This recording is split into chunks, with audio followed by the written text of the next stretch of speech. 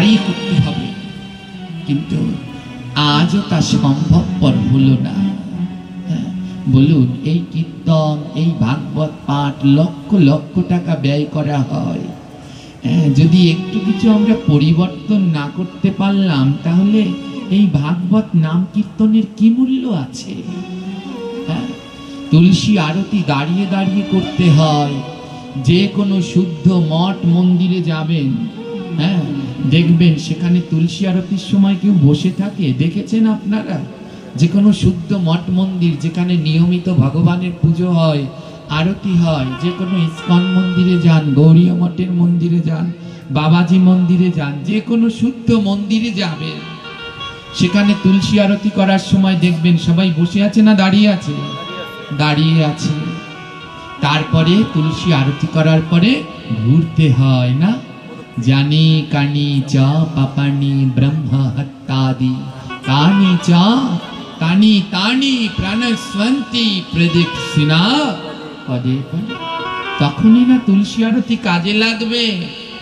তুলসী দেবী সম্বন্ধে যেই গ্রন্থ, আমি যে কটাও কথা বলবো প্রত্যেকটাই গ্রন্থ থেকে বলার চেষ্টা করি, প্রত্যেকটা গ্রন্থ থেকে বলার চেষ্টা করি। তুলসী আরতি যেই গ্রন্থ, তুলসী দেবী সম্বন্ধে যেই গ্রন্থে লেখা আছে, গ্রন্থটির নাম তুলসী মহিমামৃত।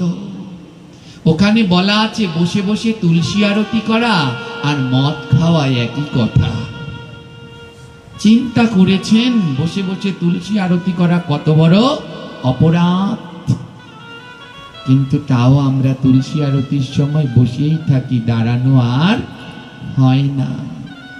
এগুলো অত্যন্ত দুঃখের। তো কিছু কিছু জিনিস অন্তত আপনারা পালন করার চেষ্টা করুন। নইলে এই যে বললো এ মুক্তি পন্থ, এ মুক্তি দেখাতে পারে, এই ভাগবত পাঠ মুক্তির উপায় দেখাতে পারে। যদি আমরা পালনই না করলাম, তাহলে জীবনে কি করে মুক্তির উপায় দেখাবে বলুন তো? কি করে মুক্তির উপায় দেখাবে? বারবার বলেছি যে তিলকের পাশে কোনো সময় অমন ফোঁটা ফোঁটা দেবেন না। ওগুলো জীবিত মানুষের কপালে দেয় না, ওগুলো মরলে পরে ওই দুই পাশে ফোঁটা ফোঁটা দিতে হয়, এমন করে টানা করেই দেবেন। কিন্তু তারপরেও সেই কপালের ভিতরে ফোঁটা ফোঁটা দিয়ে সাজেন লাশের সাজ।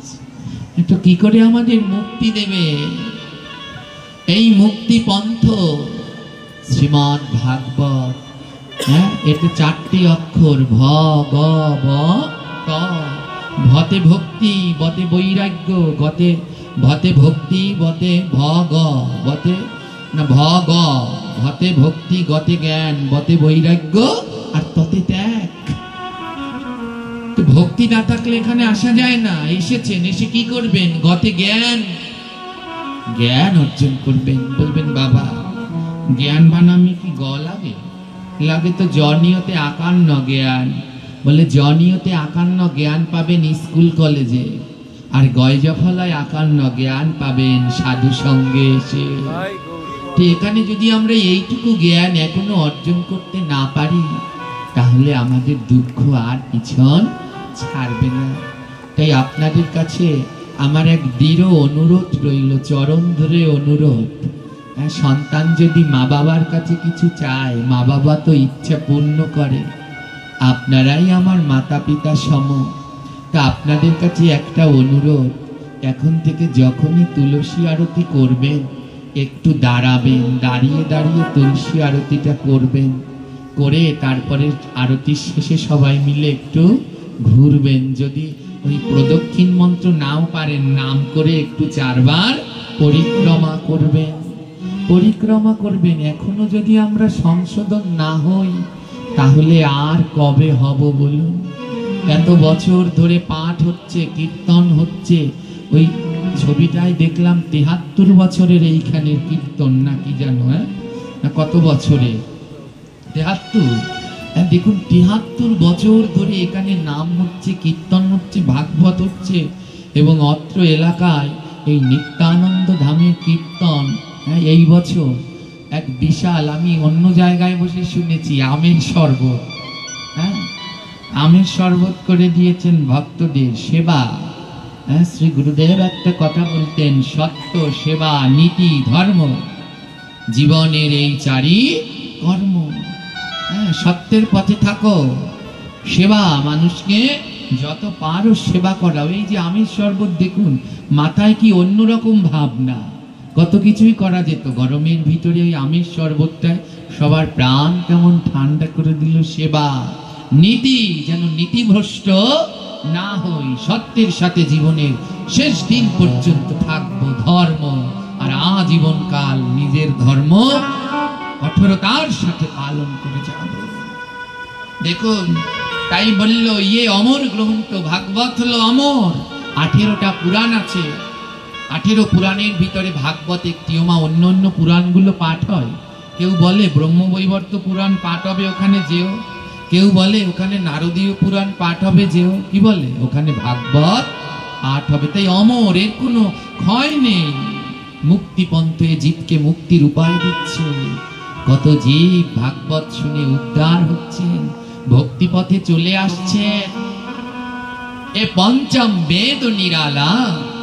পরের লাইনে বললেন পঞ্চম বেদ নিরালা। আমাদের বেদ কয়টা? 4টা, ঋক, সাম, যজুর, অথর্ব। আর 5 নম্বরে বলা হয়েছে ভাগবতকে। বলে বেদের থেকে কম নয়, বেদ যেমন সিদ্ধান্ত দেয়, ভাগবত সিদ্ধান্ত দেয়। নব জ্যোতি জাগানেওয়ালা। আমাদের মনে কেউ যদি জ্যোতি জাগাতে পারে, জ্ঞানের আলো জাগিয়ে দিতে পারে, তাহলে সে হলো শ্রীমৎ ভাগবত। হরি নামহি হরি ধামহি, ভগবানের নামও এটা, আর ভগবানের ধামও এটা। ওই যে একটু আগে বললাম ভগবান কোথায় থাকেন, যেখানে তার নাম হয় সেইখানেই থাকেন। তাই এটাই তো ভগবানের ধাম। হরি নামহি হরি ধামহি, জগ মঙ্গল কি হে আরতি। জগতের মঙ্গল বিধান করে এই ভাগবতের আরতি। হ্যাঁ, আমার মনের খুব ইচ্ছা এখানেও ভাগবত আরতি হোক। সবাই পাঠের আগে একটু থালা নিয়ে আরতি দেখাক ভগবানকে, যদি তার কৃপা হয়। দেখুন পরের লাইনে বলল কি, ইয়ে শান্তি গীত পাবন পুনীত। বলে ভাগবত হলো শান্তি গীত। তোমার ধ্যান দিয়ে শুনবে, এই লাইনটার জন্যই আমি এই আরতিটা করলাম। বলছি ইয়ে শান্তি গীত, এটুকু তো আপনারা নিজেরাও বুঝেন।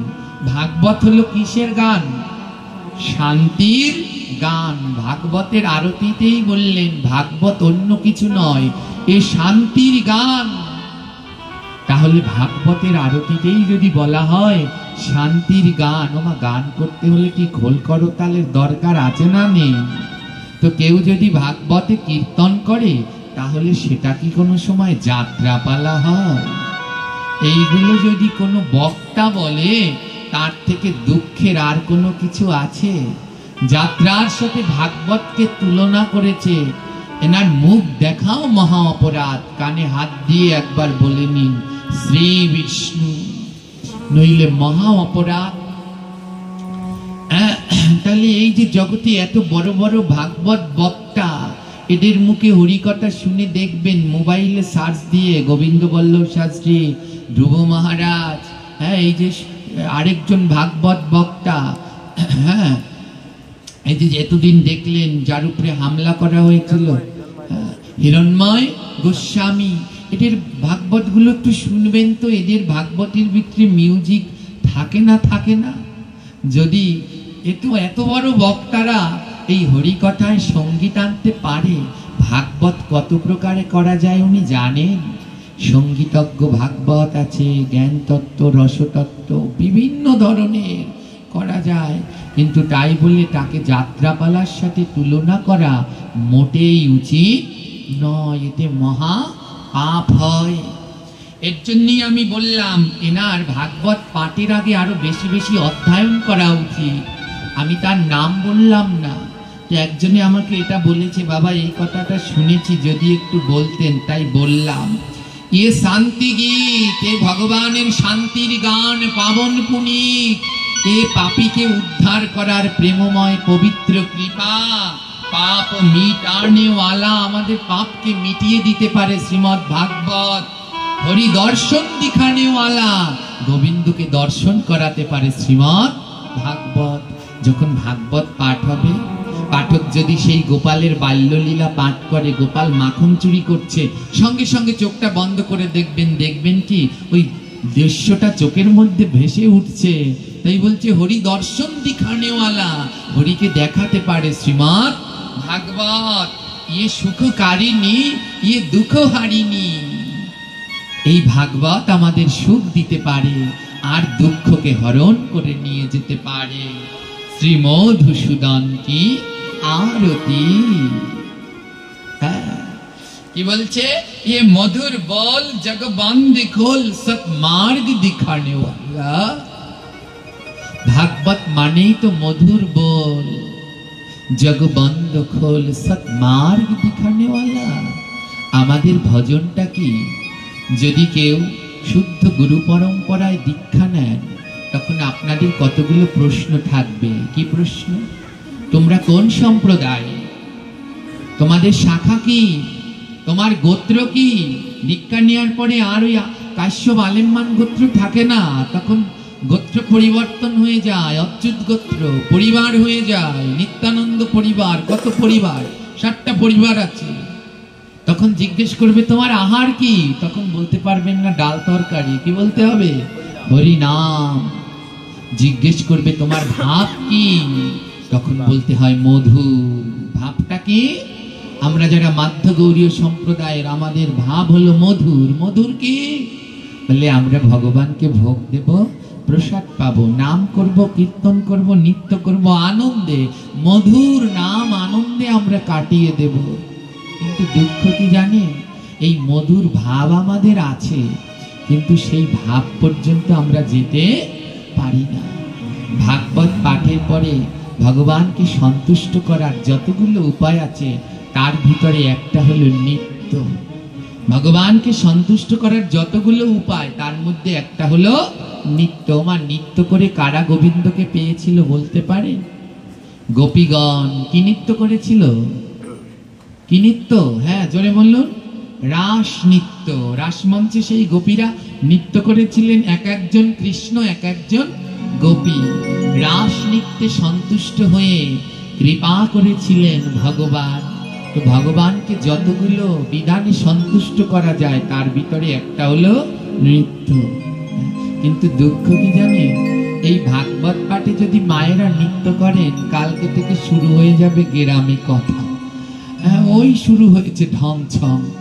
আর দুর্গাপুজোর সময় ডিজে গান ছেড়ে বা বিয়ের সময় ডিজে গান ছেড়ে তিরিং বিরিং লাপালে, সে সময় আর কোনো কথা হবে না। কিন্তু ভগবানের নামে 2 হাত তুলে নৃত্য করা অপরাধ। এই হলো কলির লক্ষণ। এগুলো কারো দোষ নয়, এগুলো কলিযুগের লক্ষণ। যখন ওই বিয়ে বাড়িতে মাথার কাপড় থাকবে না, কোমরে কাপড় থাকবে না, ধুমধুম করে ডিজে গানে লাপাবে, ও সময় অপরাধ নেই। কিন্তু ভগবানের নামে যখন 2 হাত তুলে নৃত্য করে, তখনই অপরাধ। মায়েরা করলে, মায়েদের বাবারা করলে বলবে কি সাধু হয়েছ, কালকে দি ভাগবত পাঠে গোসাইর লগে নাচছো। আরে নাচটা আলাদা আর নৃত্যটা আলাদা। নাচ তো বলে ওই বিয়ে বাড়ি যাত্রাপালায় যেগুলো করে ওগুলো, আর নৃত্য ভগবানকে সন্তুষ্ট করলে যা হয় তার নাম নৃত্য। শুনে বৃন্দাবনে এক বাবাজি ছিলেন। ওই বাবাজি ছিলেন রাধা গোবিন্দের পরম ভক্ত।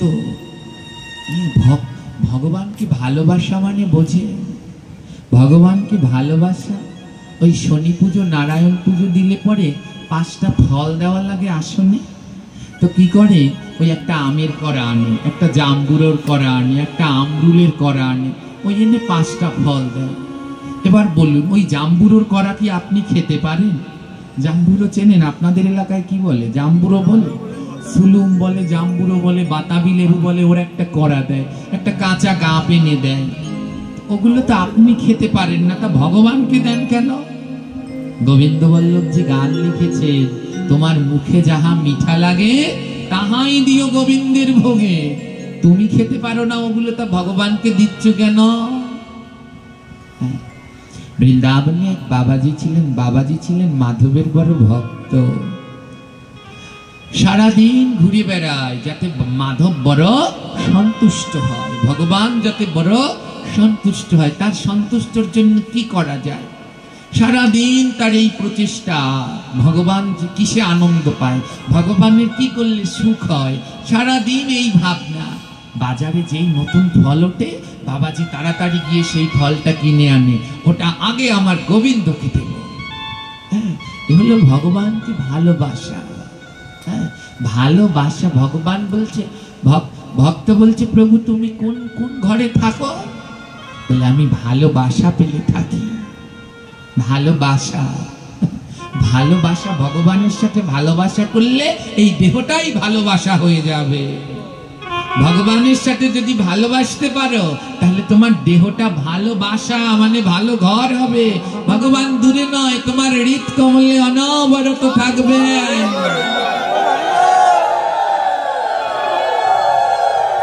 এই ভগবানকে ভালোবাসো, ভগবানকে ভালোবেসে দেহটাকে ভালোবাসা করে দাও। আজ কি হলেন জানেন? বাবাজি সব সময় চেষ্টা করে গোবিন্দের কিসে আনন্দ হবে, কি করলে আমার ভগবান ভালো থাকবে। যদি মনের ভিতরে এই চেষ্টা হয়, তাহলে তার ভগবানের ভালোবাসাটা ধন্য। আর যদি মনের ভিতরে আমার ভাবনা থাকে, তাহলে সেই ভালোবাসাটা ধন্য নয়। হ্যাঁ, তো সব সময় কৃষ্ণকে ভালোবাসতে হবে। এর জন্য কি বলছে? কৃষ্ণ ইন্দ্রিয় প্রীতিবাঞ্ছা তারে বলে না, আত্ম ইন্দ্রিয় প্রীতিবাঞ্ছা তারে বলে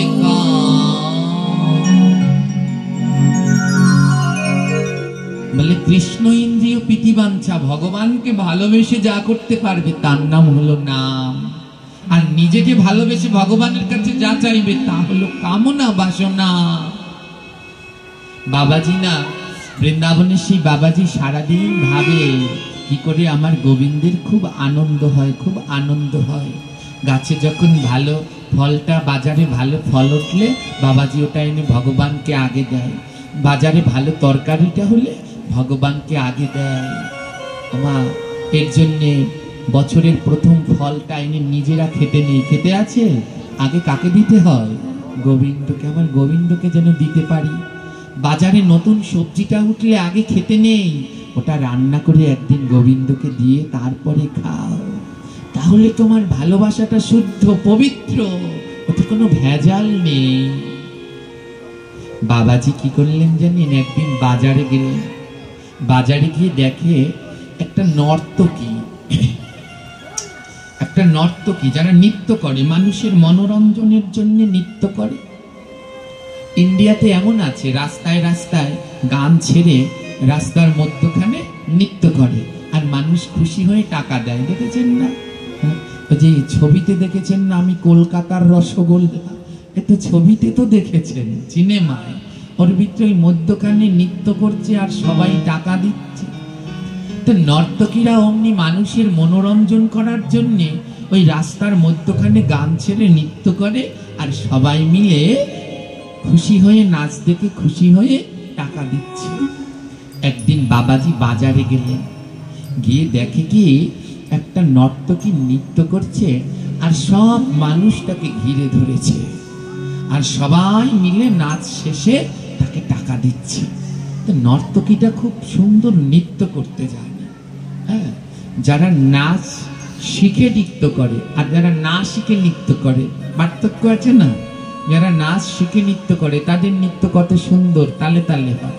আর যারা নাচ না শিখে নৃত্য করে তারা আমার মতো ডেঙ্গু লাফ লাফ হয়। হ্যাঁ, তো নাচ শিখে নৃত্য করেছে, তো ওই নর্তকী কত সুন্দর তালে তালে নৃত্য করছে। বাবাজি ওটা দাঁড়িয়ে দাঁড়িয়ে দেখে নিয়েছে। ভক্তের ভাবনা হলো ভগবানকে নিয়ে। যখন দাঁড়িয়ে দাঁড়িয়ে ওই নর্তকী নৃত্য দেখছে, বাবাজি বলছে, আহা, এ মাতাজি কি সুন্দর নৃত্য করে। এনার নৃত্যে সন্তুষ্ট হয়ে কত মানুষ ওনাকে কত টাকা দিল। আরে এই মাতাজি যদি ভগবানের সম্মুখে নৃত্য করত, আমার ভগবান না জানি কত সন্তুষ্ট হতো। দেখুন ভক্তের ভাবনা, দেখুন বললে মানুষ যদি সন্তুষ্ট হয় তাহলে আমার গোবিন্দও তো সন্তুষ্ট হবে।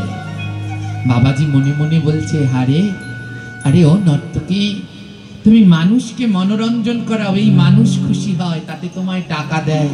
যদি আমার গোবিন্দের সামনে একটু নৃত্য করতে, আমার গোবিন্দ খুশি হয়ে তোমাকে নিজের করে নিয়ে নিত। বাবাজি মনে মনে বলছে, আমি এই নর্তকীকে নিয়ে যাব, নিয়ে আমার গোবিন্দকে নৃত্য দেখাবো, তাহলে আমার গোবিন্দরও খুব আনন্দ হবে, গোবিন্দরও খুব আনন্দ হবে। নর্তকীর কাছে গিয়ে বলছে, নর্তকী আমার সাথে এক জায়গায় যাবে? নর্তকী বলে, দেখো আমি রাস্তায় রাস্তায় নৃত্য করি, এটাই আমার হয়। বাবাজি বলছে, না না, তোমায় ফিরিতে নয়, তোমায় নৃত্যের বদলে আমি টাকা দেব, তুমি কত টাকা চাও? নর্তকী বলে, এই তো একটা সুযোগ পেয়েছি, সাধু তাও আবার নাচ দেখবে। তা নর্তকী বলছে, বেশ, আমাকে 5 টাকা দিতে হবে। তৎকালীন সময়ে 5 টাকা বড় মূল্যবান। বাবাজি বলে, বেশ, প্রয়োজনে আমার সর্বস্ব দিয়ে তোমায় 5 টাকা দেব। নর্তকী বলছে, নিশ্চয়ই কোনো শেঠের সামনে নৃত্য করতে হবে না? শেঠ মানে যারা ধনী, নিশ্চয়ই কোনো শেঠের সামনে নৃত্য করতে হবে। বাবাজি বলে, হ্যাঁ, তোমাকে যেই শেঠের সামনে নিয়ে যাব, ওই শেঠের থেকে বড় ধনী আর জগতে কেউ নেই। নর্তকী, তোমায় 5টা টাকা দেব, তুমি চলো আমার সাথে, তুমি সেই শেঠকে একটু নৃত্য দেখাবে। নর্তকী না রাজি হয়ে গেলেন। নর্তকীকে নিয়ে বাবাজি মন্দিরে গেলেন। নর্তকী বলে, এ কি আশ্চর্য, মন্দিরেও আবার নর্তকীরা নাচে নাকি? এ কোথায় নিয়ে এসেছো বাবাজি আমার? বাবাজি বলছে, যাও, তুমি গিয়ে সুন্দর করে সেজে আসো। আর আজ যেই শেঠকে তুমি নৃত্য দেখাবে, আমার মনে হয় তুমি এর আগে ওই শেঠকে নৃত্য দেখাওনি। যাও, সুন্দর করে সেজে আসো। নর্তকী সুন্দর করে সেজে আসলেন, কাপড় চুপড় কত কি পরে। বাবাজি বললেন, নর্তকীকে বললেন, ও মা, মা বলে ডাকলেন, ও মা, কত গয়নাগাটি ঘুঙুর পরে সাজলে, তোমাকে আরো সুন্দর লাগবে যদি ললাটে একটু তিলক পরে নাও। তিলক পরবে মা? নর্তকী বললেন, অবশ্যই, আমি তো কোনোদিন তিলক পরিনি। বলে, আজ পরো না, বড় ভালো লাগবে। বাবাজি ললাটে টানা করে তিলক পরিয়ে দিলেন। নর্তকী বললে, এই আমি প্রথম তিলক পরলাম। ও মা, তুমি কত গয়না পরেছো, তোমাকে আরো সুন্দর লাগবে যদি গলায় একটা তুলসীর মালা পরে নাও। পরবে মা? নর্তকী বলল, বেশ, মন্দিরে যখন এসেছি তাহলে একটা তুলসীর মালা দিন পরি। তুলসীর মালা পরালো, তিলক পরালো। নর্তকী বলল, ও বাবাজি, তা এখন আমায় শেঠের কাছে নিয়ে যান, যার কাছে নৃত্য করতে হবে তার কাছে আমায় নিয়ে যান।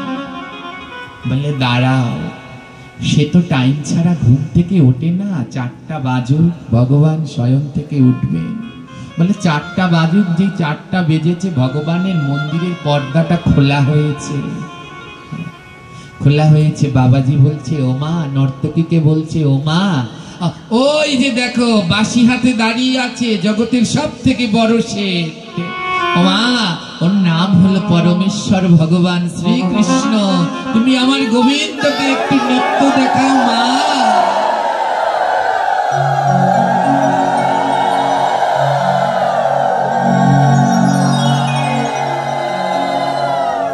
আমার গোবিন্দকে একটু নৃত্য দেখাও।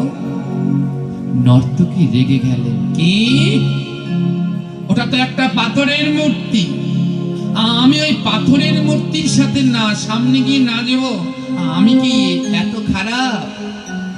পাথরের মূর্তি কোনো ভাব বোঝে, রস বোঝে, ওর সামনে আমি নৃত্য করব? বাবাজি বলছে, মা, ওই মানুষগুলোর সম্মুখে তুমি নৃত্য করো যারা তোমার দেহ দেখে সন্তুষ্ট হয়, অঙ্গভঙ্গি থেকে সন্তুষ্ট হয়।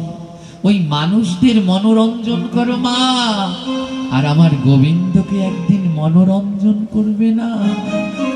ও মা, ওই মানুষদের মনোরঞ্জন করলে ওদের কাছ থেকে তুমি টাকা নাম যশ পাবে, কিন্তু আমার গোবিন্দকে যদি একটু আনন্দ দিতে পারো না, আমার গোবিন্দের চরণ পেয়ে যাবে, আমার গোবিন্দের চরণ পেয়ে যাবে মা। একবার গোবিন্দের সম্মুখে নৃত্য করো না, সারা জীবন ধরে তো ওই মানুষদের সম্মুখে নৃত্য করলে, আজ আমার গোবিন্দের সম্মুখে একটু নৃত্য করো, যেন আমার গোবিন্দের আনন্দ হয়। মা, সারা জীবন তো বিয়ে বাড়িতে, ডিজে গানে, স্কুলের ফাংশনে কত জায়গায় নৃত্য করলেন, নাচলেন, কিন্তু একদিনও কি গোবিন্দের সামনে দুই বাহু তুলে নৃত্য করা হয়েছে?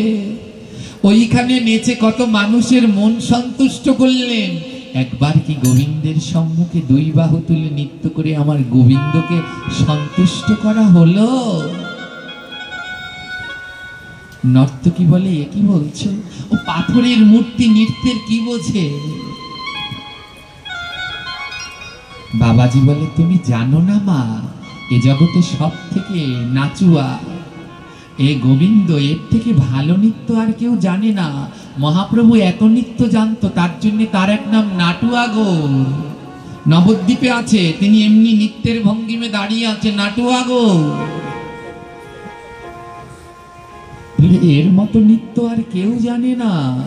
এ রাস মঞ্চে গোপীদের নিয়ে সেটি নৃত্য করেছে। ও মা, তুমি একটু নৃত্য করো। নৃত্য করতে হলে তো গান লাগে, তাই না? তো এই যে যারা তবলা হারমোনিয়াম নিয়ে এসেছে, ওদেরকে নর্তকী বলছে, বেশ তাহলে একটা গান ধর। আমার ওদিকে দরকার নেই, আমার লাগবে টাকা, নেচে চলে যা। বাবাজি বলছে, যারা গান গেতে এসেছে ঢোল তাবলা নিয়ে, তাদেরকে বলছে, ও বাবা, তোমরা তো সারা জীবন কত গান গাইলে, ওই গান এখানে চলে না, ও গান এখানে চলে না, ভগবানের নাম গাও। ঢোল ঝুড়ি বাজায় যারা বাজায়, সে ভগবানের নাম, কি নাম গাইব?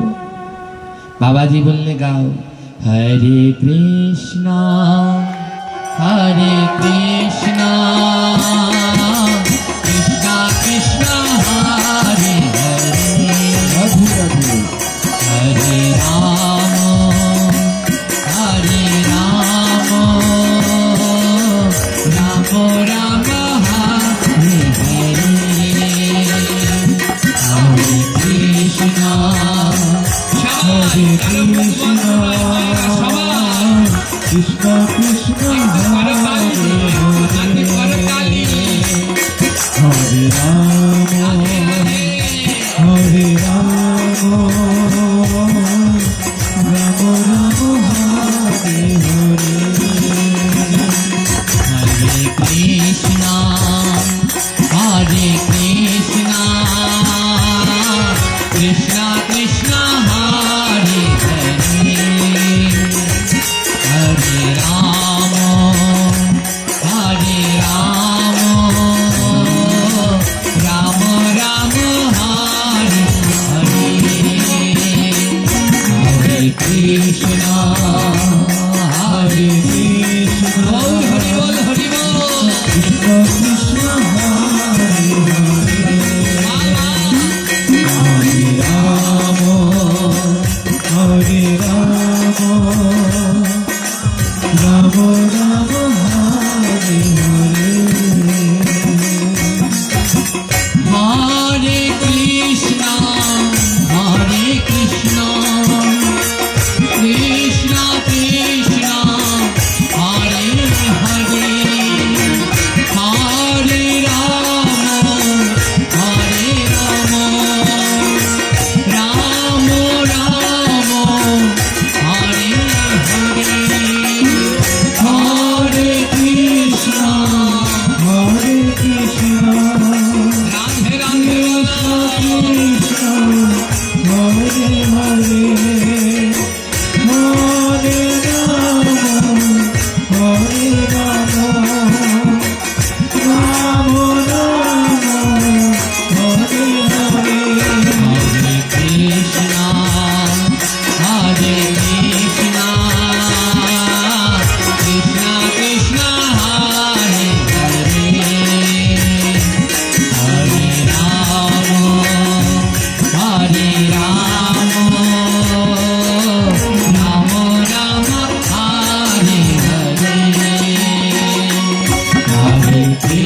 Hare Krishna, Krishna Krishna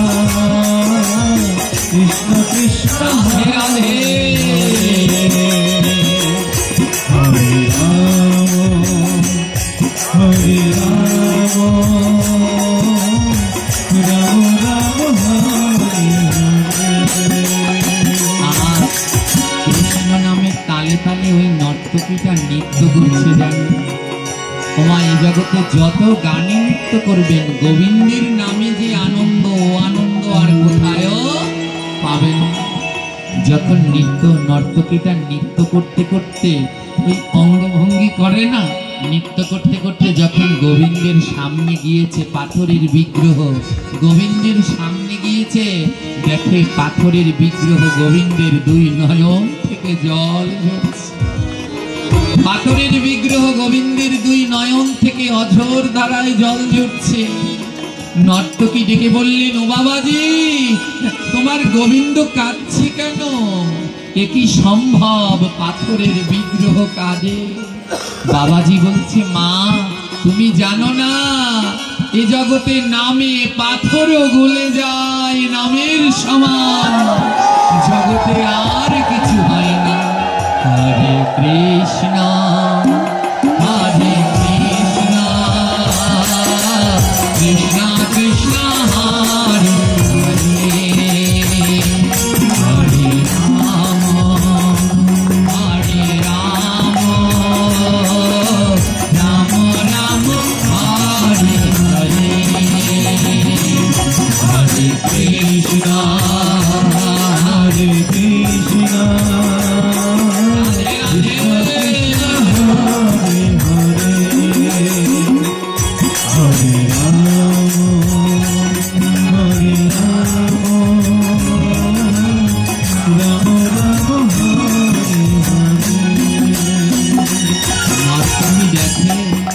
ভগবানের দুই নয়ন থেকে নামে জল ঝরছে। ভগবান ভক্তের কাছে নাম আর নৃত্য বড় পছন্দ করে। নর্তকী দেখলেন পাথরের বিগ্রহ থেকে টপ টপ করে জল ঝরছে।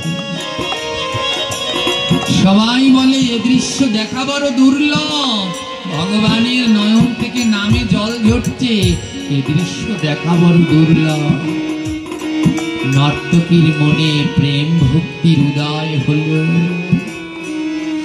একদিন ভগবানের সম্মুখে নাচলেন, সাধু সঙ্গ করলেন, প্রেম ভক্তির উদয় হল। নর্তকী ছুটে গিয়ে গোবিন্দের চরণ তলে পড়ে বললেন, গোবিন্দ, সারা জীবন কত মানুষকে নাচ দেখিয়ে মনোরঞ্জন করেছি, বিনিময়ে ওই টিটকানি টিটকারি ছাড়া আর কিছু পাইনি।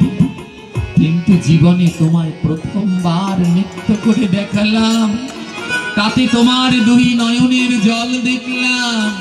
যদি প্রতিদিন তোমায় নৃত্য করে দেখাতে পারতাম, মনে হয় সাক্ষাৎ তোমায় দেখতে পারতাম।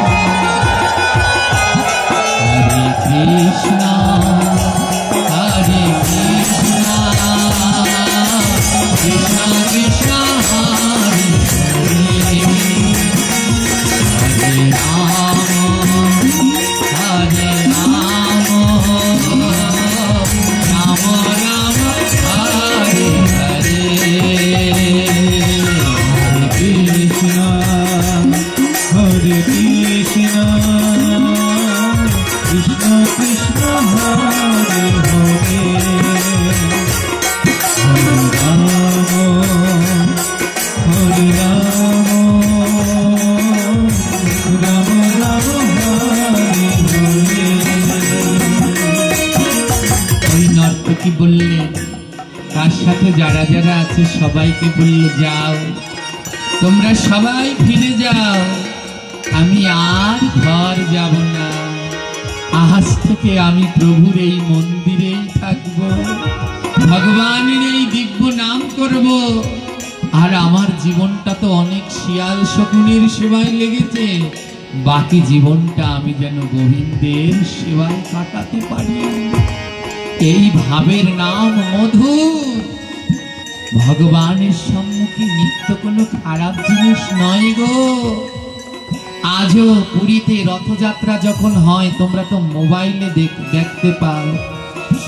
আমি প্রতি বছর রথযাত্রায় পুরীতে থাকার চেষ্টা করি, কত বছর টানা ছিলাম, কত বছর ধরে যেতে পারি না। যখন ওই পুরীতে রথযাত্রা হয়, মোবাইলে একটু দেখবেন, ওই রথের সামনে একদল কি সুন্দর সেজে গুজে নৃত্য করে, দেখেছেন ভারতনাট্যম, ওই সাজে সেজে রথের সামনে নৃত্য করে। যতক্ষণ পর্যন্ত ভক্তরা নৃত্য না করে, ততক্ষণ পর্যন্ত রথ টানলেও চলে। ওই নাচের তালে তালে ওই কাসরীরা কাশ বাজায়, আর সেই তালে তালে ভক্তরা নৃত্য করে, আর সেই তালে তালে জগন্নাথ সামনের দিকে আগাল। হ্যাঁ, এই ভাবের নাম হলো মধুর ভাব। সেই দিন থেকে সেই নর্তকী আর ঘরে যায়নি, গোবিন্দের সেবায় তার সমস্ত জীবন সমর্পণ করে দিলেন। তাই ভাগবতের এই আরতি বললেন, ये मधुर बोल जग बंद खोल सतमार्ग दिखाने वाला। আমার ভাগবত হলো সেই মধুর জায়গা, যেখানে মানুষ প্রেম বন্যায় ভাসে, আবার গোবিন্দের সেই প্রেম বন্যায় দুহাত তুলে নৃত্য করে। বলছে শ্রী রাম হি ঘন শ্যাম হি, আমার রামচন্দ্র এখানে আছেন, ঘন শ্যাম এখানে আছেন। শ্রী ভাগবত ভগবান কি আরতি। তো আমার মনে হয় প্রত্যেক বক্তারই একটু ভাগবত আরতিটা দেখা উচিত, তাহলে মন থেকে এই সংশয় দূর হয়ে যাবে। ভাগবতের মতো দিব্য আনন্দের স্থান জগতে আর কোথাও নেই। প্রেম সে বল রাধে রাধে।